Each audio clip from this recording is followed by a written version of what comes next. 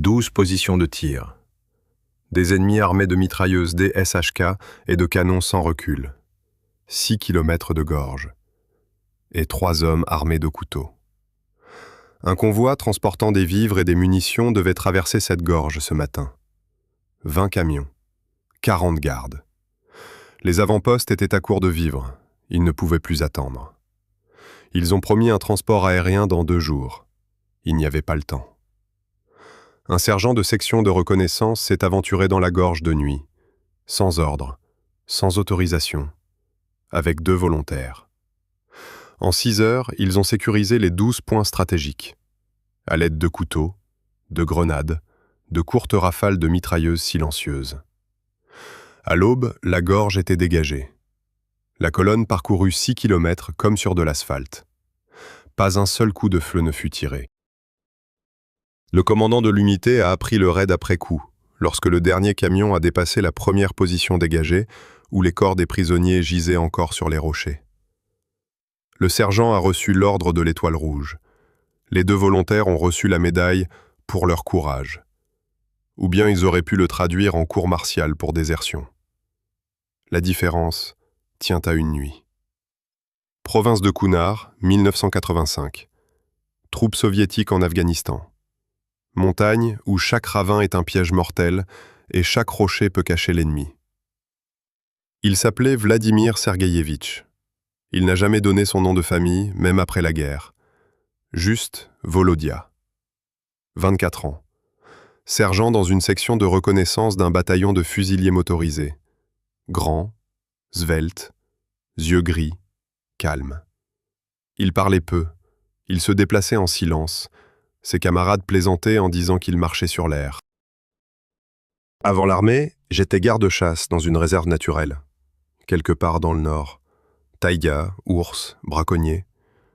J'ai appris à me déplacer en forêt sans me faire entendre. J'ai appris à attendre des heures sans bouger. J'ai appris à pressentir le danger du regard. J'ai été enrôlé dans l'armée en 1983. 1 an plus tard, c'était l'Afghanistan. Il a reçu une section de reconnaissance en 1984.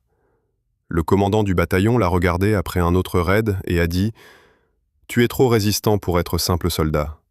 Prends le peloton. » Volodia l'a pris. Le peloton l'adorait.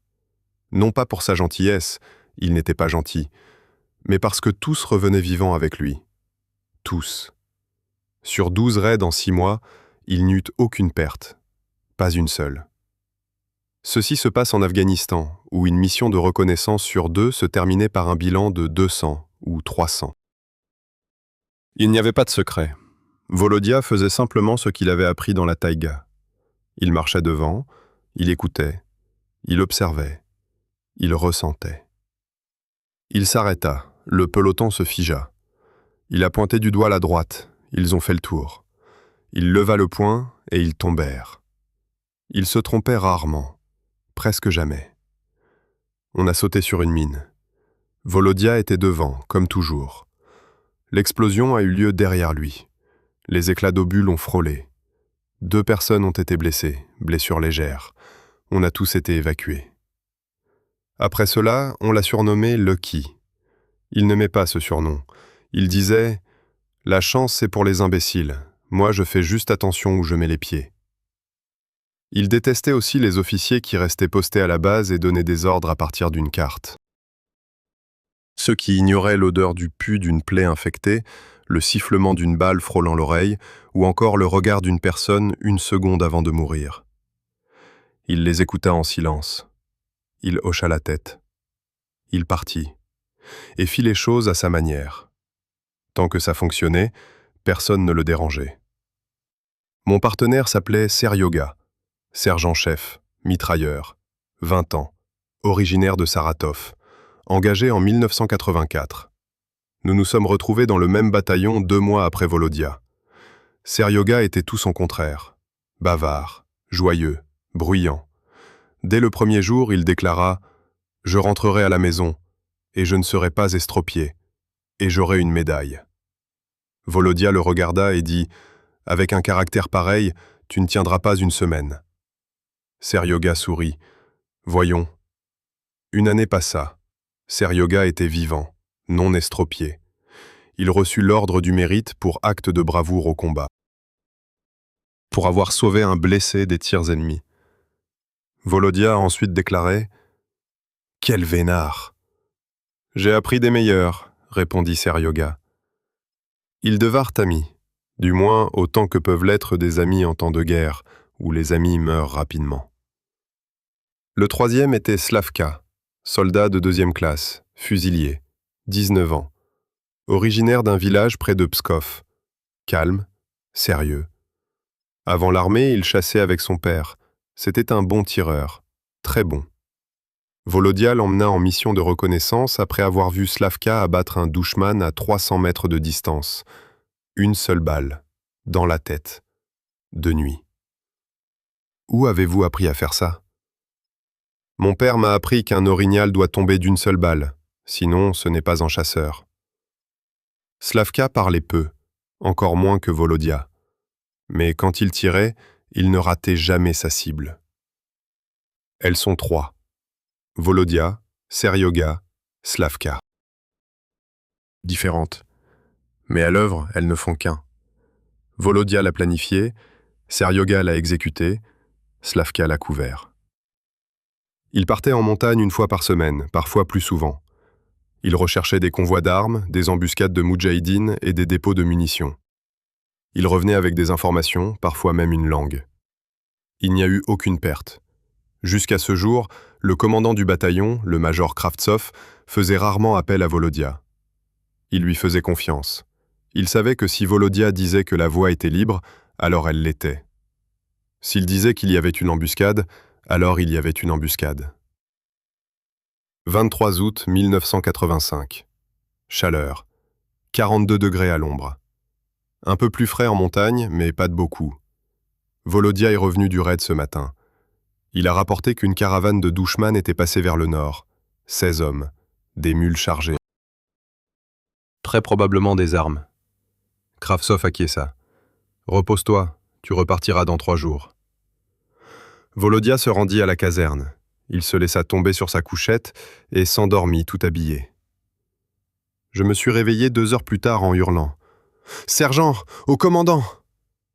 Il se leva et se rendit au quartier général. Kravtsov se tenait près de la carte, l'air sombre. Un convoi part dans 2 jours, 20 camions, de la nourriture et des munitions. Direction les avant-postes dans les montagnes. Ils n'auront plus de vivres après-demain. Nous ne pouvons plus attendre. Volodia hocha la tête. Il écoutait. L'itinéraire passe par les gorges de Dzangi-Kala, 6 kilomètres. La reconnaissance a signalé au moins 12 points de tir dans cette zone.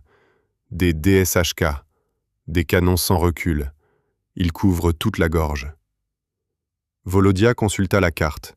La gorge était étroite, bordée de pentes abruptes. Un endroit idéal pour une embuscade. « Avez-vous demandé un appui aérien ?» a-t-il demandé. « Ils l'ont demandé. Les hélicoptères arriveront dans 2 jours, après-demain. Et la chronique part après-demain matin ? Oui. » Silence. Kravtsov regarda Volodia.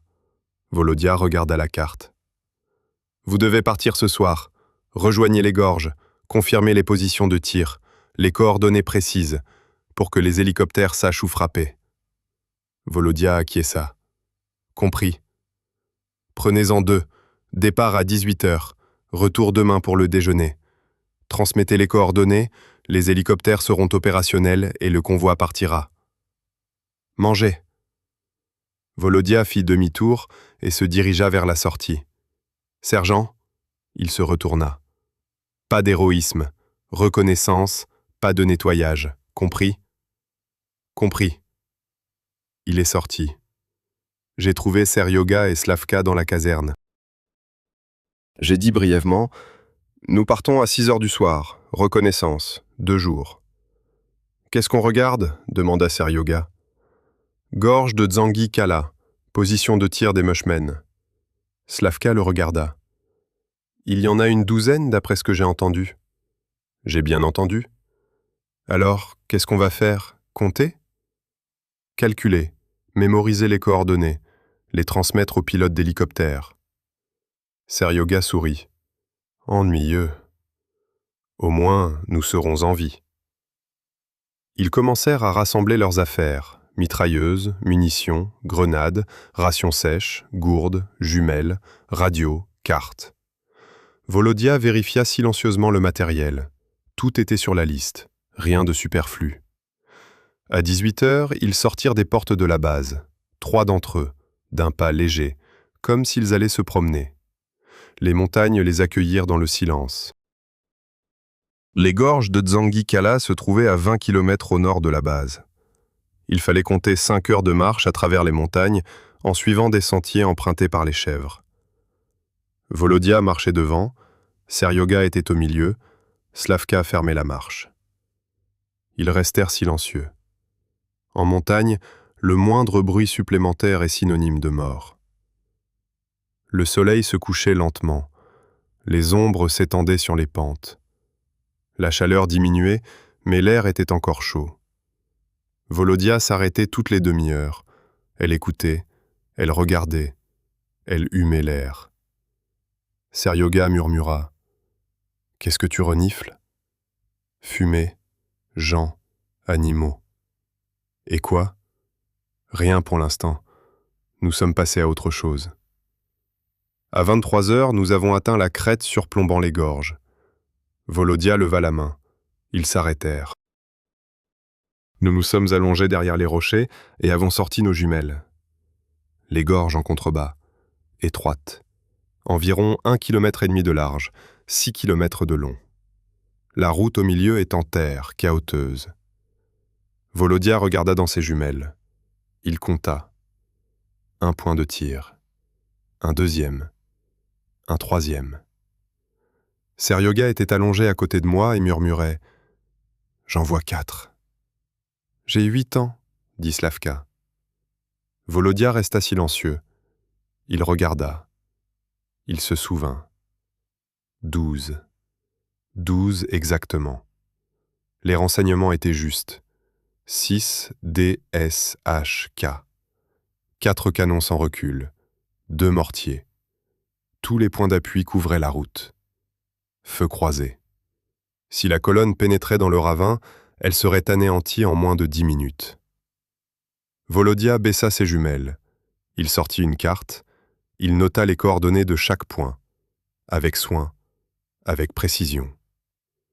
Seryoga a demandé « Tous ?»« Tous. »« On rentre ?» Volodia ne répondit pas. Il baissa les yeux. Point de tir. Les gardiens dormaient, les feux étaient éteints, la sécurité était minimale, 1 ou 2 hommes par point. Ils sont calmes, ils ne s'attendent pas à une attaque. Volodia se souvint des paroles de Kravtsov. Pas d'héroïsme, de la reconnaissance, pas du nettoyage. J'ai regardé ma montre, 23h30. Si nous repartons maintenant, ils seront à la base à l'aube. Ils transmettront les coordonnées, les hélicoptères arriveront après-demain. Ils feront leur travail, la colonne pourra ensuite repartir. Tout se déroule comme prévu. Il regarda de nouveau dans la gorge. 12 points de tir. 40 à 50 dushman, peut-être plus. 3 personnes. Folie. Il rangea ses jumelles et se tourna vers Seryoga et Slavka. Nous allons nous reposer 1 heure. Ensuite, nous partirons. Ils acquiescèrent. Ils s'installèrent derrière les rochers. Seryoga sortit ses rations sèches et les mâcha en silence. Volodia était allongé et regardait le ciel. Des étoiles. Des millions d'étoiles. Elles sont toujours plus brillantes dans les montagnes. Il réfléchit. Le convoi partira après-demain matin. Les hélicoptères arriveront d'ici là. Ils opéreront selon les coordonnées indiquées. Mais que se passe-t-il si les hélicoptères sont en retard ou n'arrivent pas du tout? La météo peut changer, le matériel peut tomber en panne, la commande peut être annulée. C'est arrivé. Puis la colonne s'engagera dans la gorge, vers 12 postes de tir, 20 camions, 40 gardes. Ils vous abattront dans 10 minutes. Volodia ferma les yeux. J'ai aperçu une colonne. Le premier camion s'engage dans la gorge. Silence. 100 mètres. 200. 300. Tir. Le premier camion explose. La route est bloquée. Le convoi s'arrête. Des tirs fusent de toutes parts. Les DSHK déchiquettent les cabines. Les canons sans recul pilonnent les flancs. Les mortiers couvrent l'arrière de la colonne. Des gens brûlent. Ils crient. Ils meurent. Il ouvrit les yeux. Seryoga s'assit à côté de lui. Il le regarda. « À quoi penses-tu ? À propos de la chronique ? Les hélicoptères vont arriver, tout ira bien. Et s'ils ne viennent pas ? Seryoga haussa les épaules. La colonne sera alors annulée. Ils ne l'annuleront pas. Les vivres commencent à manquer dans les avant-postes. Alors ils prendront un autre chemin. Il n'y a pas d'autre solution. Seule cette gorge est possible. Seryoga se tut. Il avait compris. Slavka était allongée un peu plus loin. Elle écoutait, silencieuse. Volodia était assis et regardait en bas, vers les positions de tir, vers les douchemans endormis. L'heure passa vite. Il se leva. « Nous nous préparons. » Seryoga et Slavka se levèrent. Ils vérifièrent leurs armes et bouclèrent leurs gilets pare-balles. Volodia les regarda. « Écoutez. » Ils se retournèrent. « On peut rentrer maintenant. Transmettez les coordonnées. Attendez les hélicoptères. » Silence. « Nous pouvons clarifier ces points nous-mêmes, ce soir. » Seryoga et Slavka échangèrent un regard. « Nous sommes 3, dit Slavka. « Je sais. » « Il y en a 50. »« Je sais. »« Et vous voulez sécuriser 12 points de tir, de nuit, seulement 3 d'entre vous ?»« Oui. » Seryoga rit, discrètement, nerveusement. « T'es complètement cinglé ?»« Peut-être. » Il nous interdisait d'être des héros. Il disait que nous étions des agents de renseignement. Ils l'ont dit. Et quoi ? Volodia le regarda. Que se passera-t-il si les hélicoptères n'arrivent pas ? Seryoga se tut. La colonne va bouger, poursuivit Volodia. 40 personnes. Ils seront fusillés. Tous. Ce n'est pas notre responsabilité. À qui alors ? Silence. Slavka a dit « Si on essaie de dégager la zone, ils nous tueront. Et la colonne finira quand même dans la gorge. Et ils tireront dessus. La différence, c'est que nous, on sera déjà morts. » Volodia acquiesça. « C'est exact. Si nous essayons et que nous échouons. Et si nous ne sommes pas en échec ? Si nous ne sommes pas en échec, la chronique sera adoptée, sans perte. » Seryoga secoua la tête. « C'est de la folie. »« Folie, » approuva Volodia. Il sortit une carte, la déplia, montra. 12 points, 6 kilomètres, 6 heures avant l'aube, 30 minutes par point. « Et comment allons-nous nettoyer tout ça ?» demanda Slavka. En silence, avec des couteaux, des grenades. Des mitrailleuses silencieuses, seulement si la pression monte. Nous n'avons pas de silencieux. On les fabriquera avec des chiffons. Tir isolé, courte rafale. Seryoga le regarda. « Êtes-vous sérieux ? » ?»« Sérieusement. »« Et si on se fait prendre ? » ?»« Ils ne vous attraperont pas. » »« D'où vous vient votre confiance en vous ? » ?»« Ils dorment. La sécurité est minimale. Ils ne s'attendent pas à une attaque. » Slavka a dit « Même si on nettoie tout, on passera en cour martiale. On a violé les ordres. » Volodia acquiesça. Ils le rendront, s'ils le découvrent. Comment peuvent-ils ne pas nous reconnaître ? 12 positions de tir, 50 cadavres, tout le monde saura que c'était nous. Ils comprendront, mais ils ne le prouveront pas. Nous dirons que les douchemans se sont entretués. Seryoga a ri. Oui, on a échangé des couteaux. Volodia haussa les épaules. Nous dirons que nous ne savons pas. Nous sommes arrivés et ils étaient déjà morts. Silence. Seryoga et Slavka le regardèrent. Volodia regarda la carte. « J'arrive, dit-il. Seul ou avec toi? À toi de choisir. » Seryoga expira. « Salope. » J'ai regardé Slavka. « Comment vas-tu » Slavka resta silencieux un instant. Puis il dit « Je n'ai pas encore reçu l'ordre du courage. » Seryoga sourit. Optimiste. Il se tourna vers Volodia. « Allons-y. Mais s'il nous tue, je te tabasserai dans l'autre monde. » Volodia acquiesça. « Convenu. » Il plia la carte et la mit dans sa poche. « Le premier point est à 1 kilomètre d'ici. Allons-y. » Ils descendirent de la crête, vers le bas, dans la gorge. Le silence. Seul le vent. Seuls les cailloux sous nos pieds. Volodia marchait devant, silencieusement, comme dans la taïga, comme suivre un ours. Seryoga et Slavka suivaient derrière. Elles essayaient d'être aussi silencieuses que possible. Cela ne fonctionnait pas toujours. Le premier poste de tir se trouvait sur le versant est, à 50 mètres au-dessus de la route. Une mitrailleuse DSHK sur trépied, des caisses de munitions, 3 tireurs. 2 dormaient, un autre était assis près de la mitrailleuse. Il somnolait.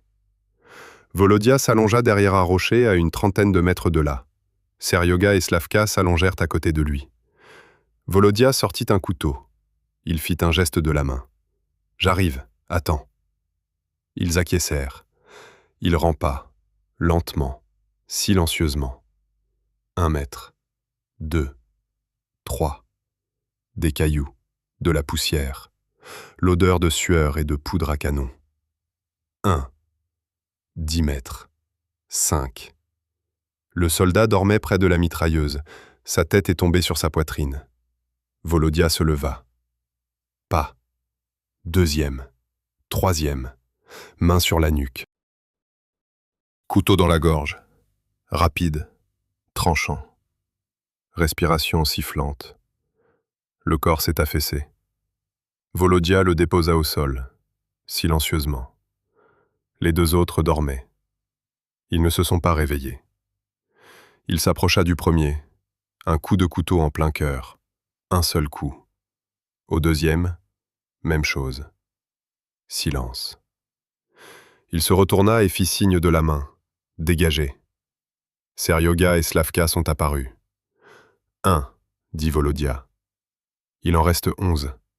Ils sont passés à autre chose. Le 2e point se trouve à 500 mètres, sur le versant ouest. Un canon sans recul. 4 douchman. Volodia s'arrêta à 50 mètres et regarda à travers ses jumelles. Tous les 4 dormaient. Le feu faiblissait. Il n'y avait pas de garde. Il a montré à Seryoga. « Tu vas à gauche, je vais à droite. Slavka, couvre-toi. » Seryoga hocha la tête et sortit un couteau. Ils rampaient, chacun vers son propre but. Volodia y rampa en 10 minutes. Il se tenait au-dessus du douchman endormi, le couteau planté dans le cœur. Le corps tressaillit. Il se figea.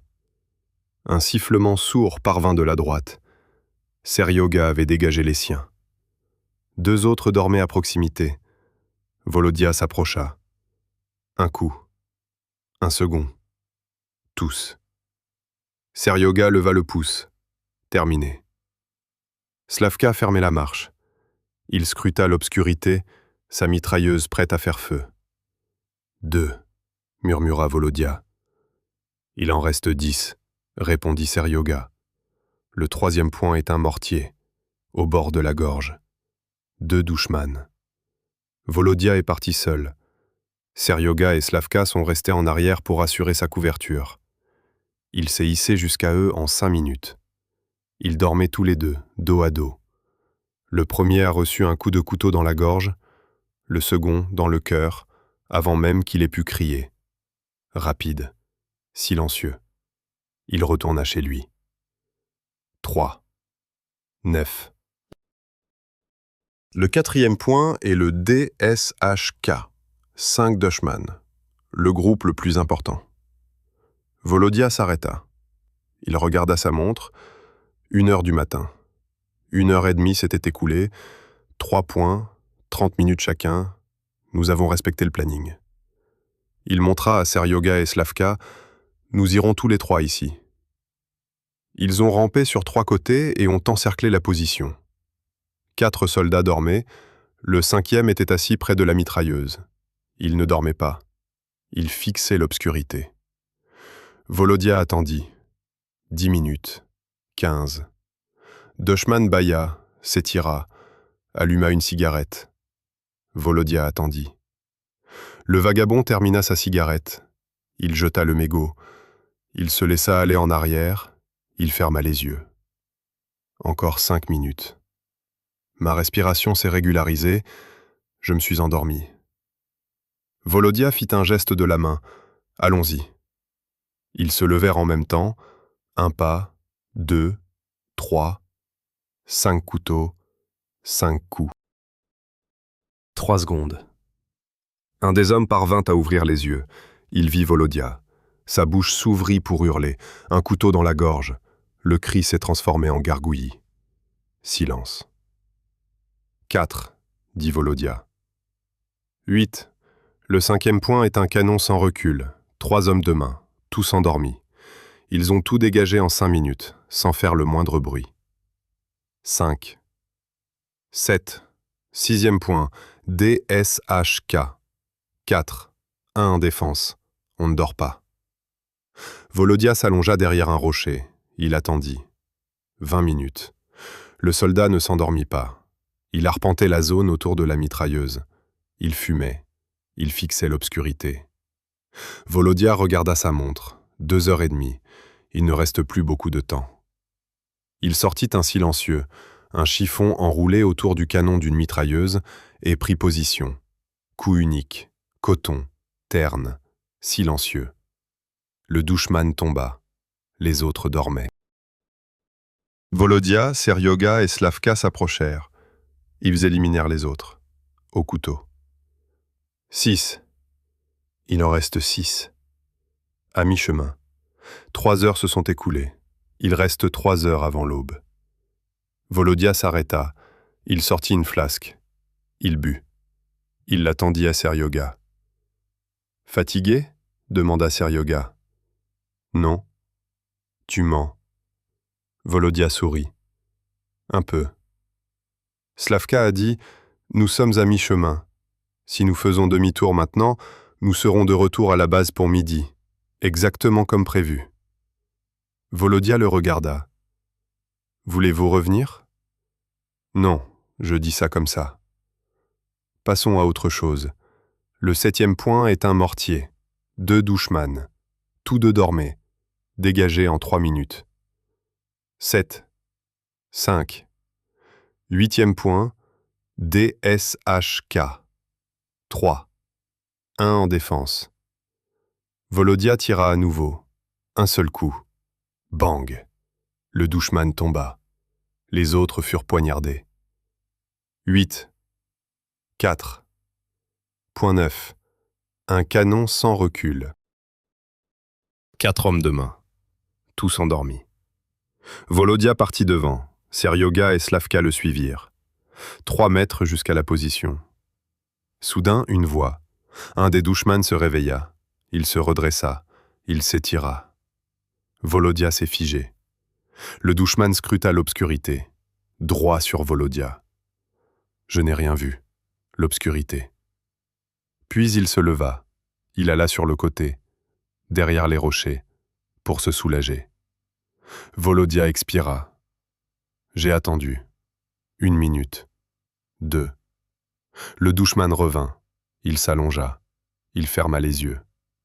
Volodia attendit encore 5 minutes, puis il s'avança.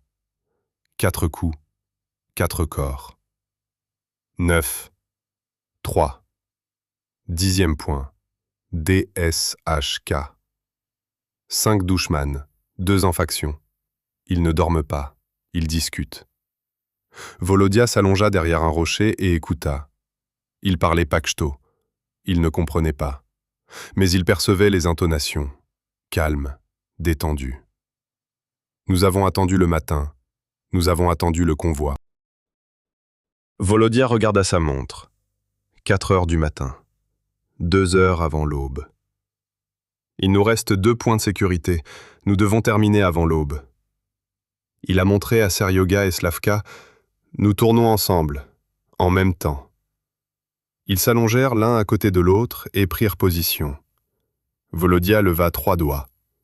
2, 1, 2 coups de feu. Pan, pan. Les 2 gardes sont tombés. Les 3 hommes endormis se levèrent d'un bond et s'emparèrent de leurs armes. Volodia tira de nouveau. Une courte rafale. Un homme tomba. Seryoga, c'est son tour. Le 2e est tombé. Slavka tira. Le 3e tomba. Silence. Volodia attendit.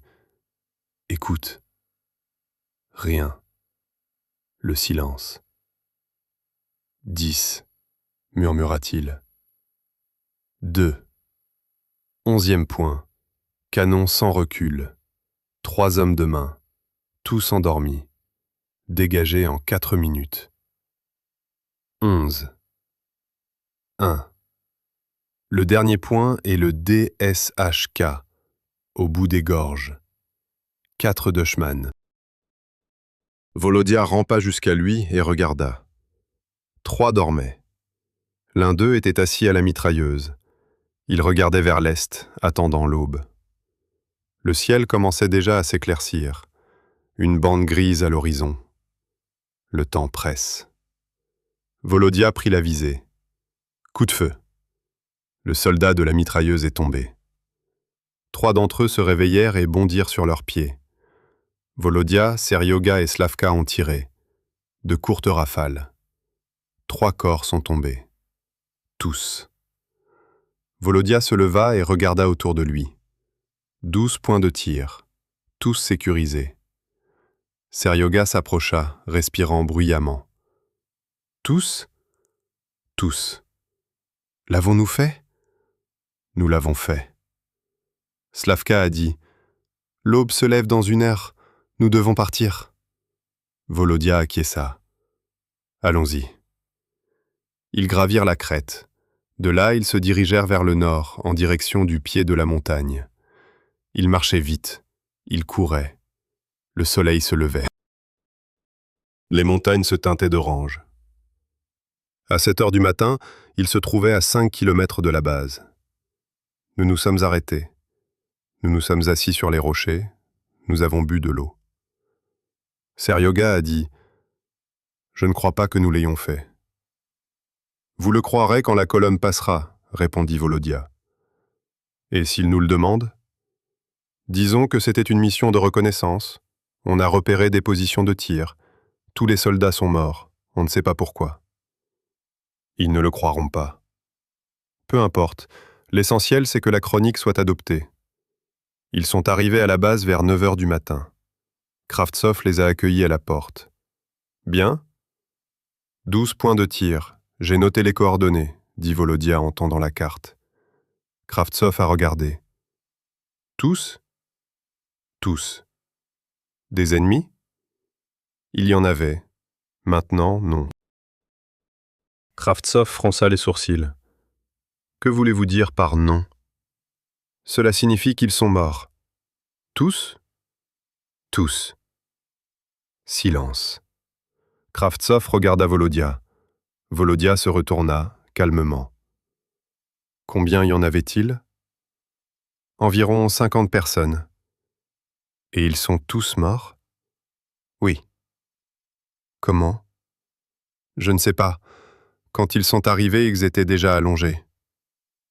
Kravtsov resta silencieux, puis il dit « Tu mens. » Non. Vous avez sécurisé 12 points de tir, tous les 3, en une seule nuit. J'ai repéré 12 positions de tir. Nous étions 3, en une seule nuit. Les soldats étaient morts. Peut-être qu'ils ont échangé des tirs entre eux. Kravtsov secoua la tête.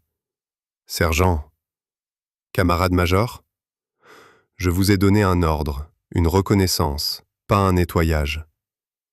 J'ai effectué quelques reconnaissances. Et au passage, il a tué 50 Dushman? Je n'ai tué personne. Ils étaient déjà morts. Kravtsov le regarda. Volodia ne détourna pas le regard. Finalement, le major a expiré. Idiot. Oui, monsieur. Je dois vous remettre au tribunal. Oui, monsieur. Pour abus d'autorité, pour désertion, pour violation des ordres. Oui, monsieur. Silence. Kravtsov regarda la carte, les coordonnées, les marqueurs. La chronique part aujourd'hui, à midi. Je sais. Si la gorge est dégagée, elle passera sans perte. Oui, monsieur. Kravtsov plia la carte et la mit dans sa poche. Allez, reposez-vous. Mangez.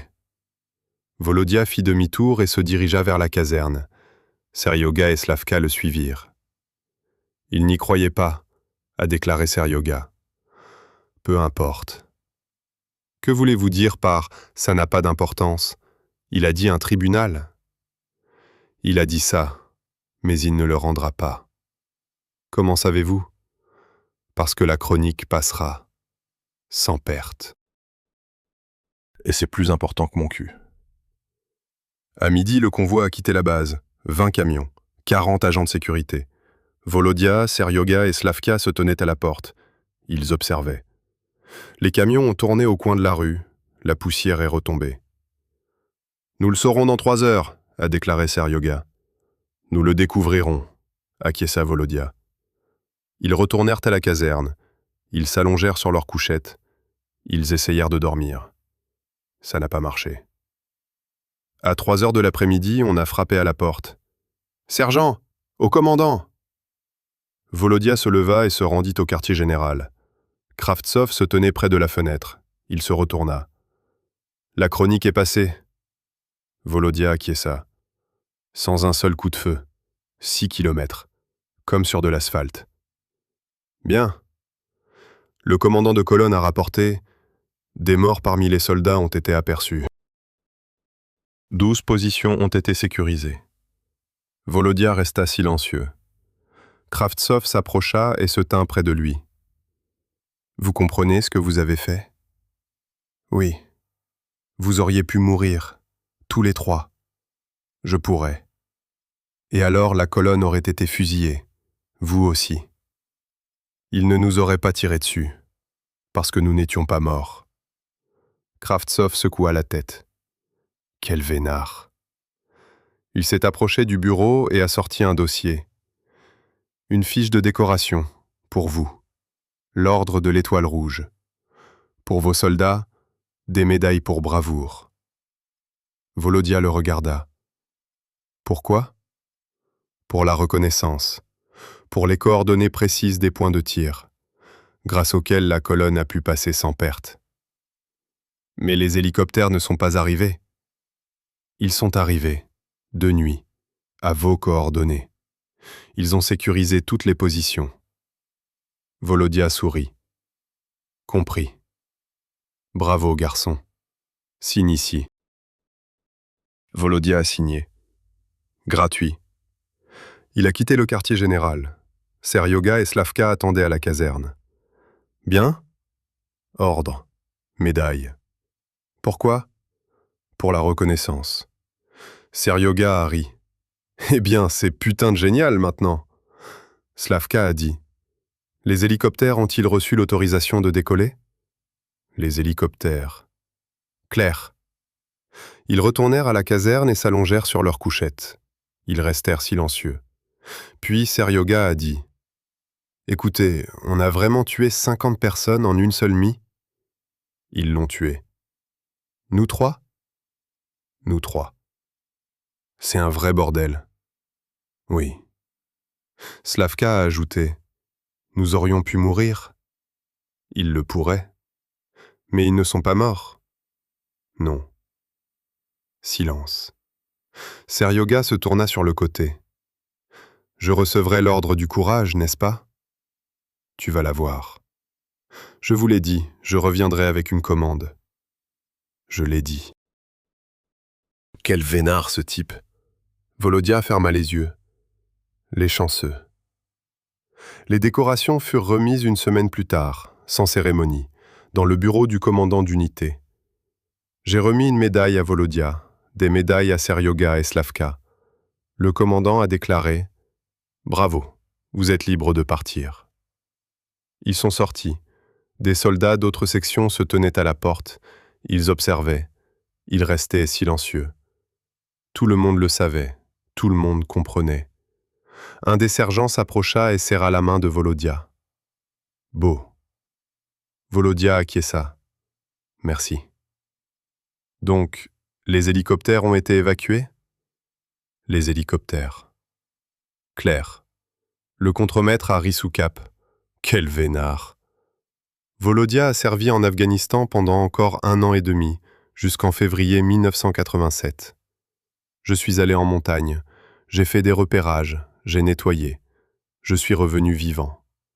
Il n'y a eu aucune perte dans la section. Pas une seule. En février 1987, il a été démobilisé. Il avait une blessure à la jambe, une blessure mineure. La balle l'avait traversé. De retour chez moi, dans ma réserve, je suis redevenu garde-chasse. Je n'ai jamais parlé de l'Afghanistan, jamais, à personne.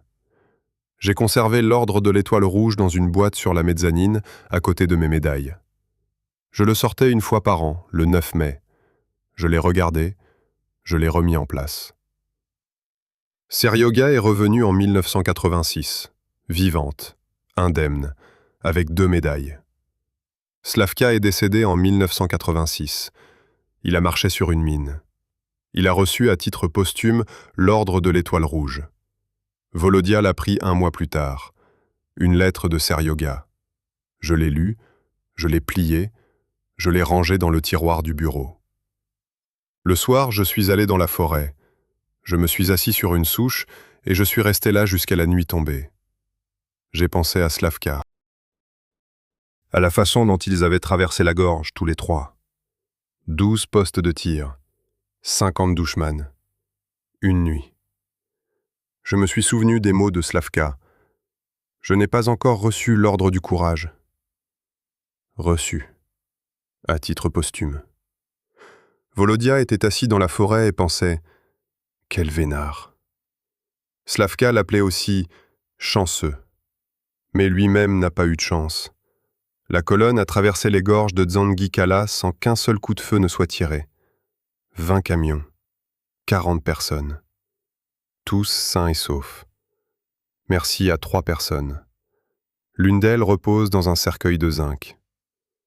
Volodia a vécu une longue vie, calme et paisible. Il est décédé en 2012, dans son lit, chez lui. Une vingtaine de personnes sont venues aux obsèques. Des voisins, des connaissances. Seryoga est arrivé de Saratov. Il a vieilli. Ses cheveux ont grisonné. Mais ses yeux sont les mêmes. Il se tenait près du cercueil. Il regarda Volodia. Il resta silencieux. Puis il dit doucement « Quel vénard ce type !» Et il se mit à pleurer.